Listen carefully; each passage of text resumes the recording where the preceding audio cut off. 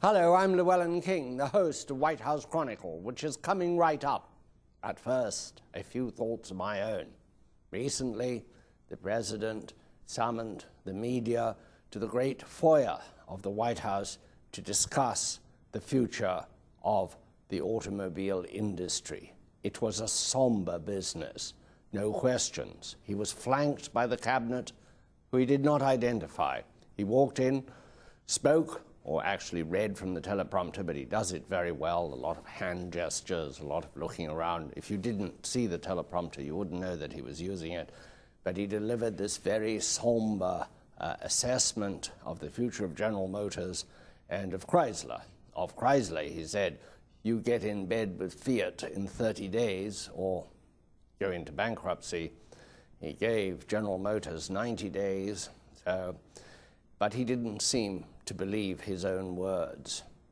He reminded me of somebody who is at a funeral preaching about life after death without believing in life after death.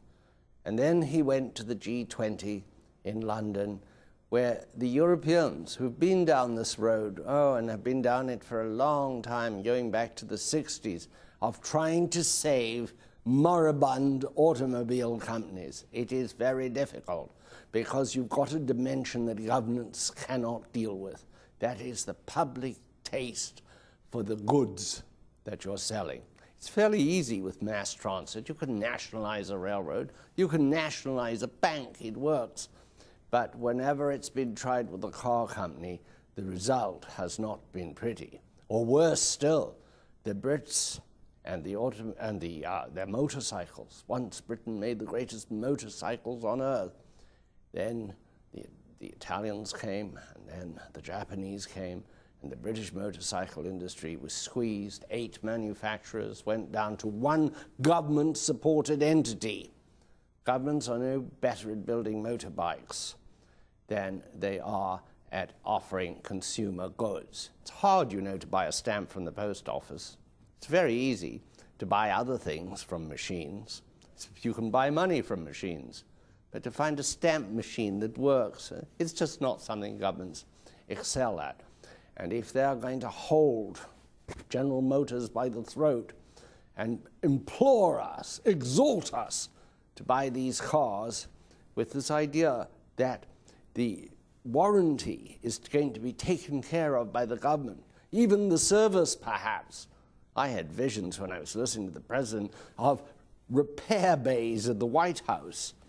It's a very dubious undertaking. I don't want to see General Motors fail. Nobody does, least of all of those people who depend on it for their livelihoods. But like the president himself, I feel it's not all that promising. He certainly didn't have anyone leave the great foyer of the White House believing that a rosy future was around the corner for General Motors, although he did a substantial sales job, talking up the quality, talking up the competitiveness with Asian cars. No one felt that they should leave the White House and pop over to the local GM dealer and plonk down a deposit. It's going to be rough. We're going to have a very interesting conversation today with a very gifted and talented man, Rick Gilmore, about food safety as a global issue, about food supplies domestically and globally, and about a very interesting conference that he has organized in China on food safety. We'll be right back. If you care about the quality of the food you eat and the future of things coming from China, you'll want to listen. Cheers. White House Chronicle is produced in collaboration with WHUT, Howard University Television. And now,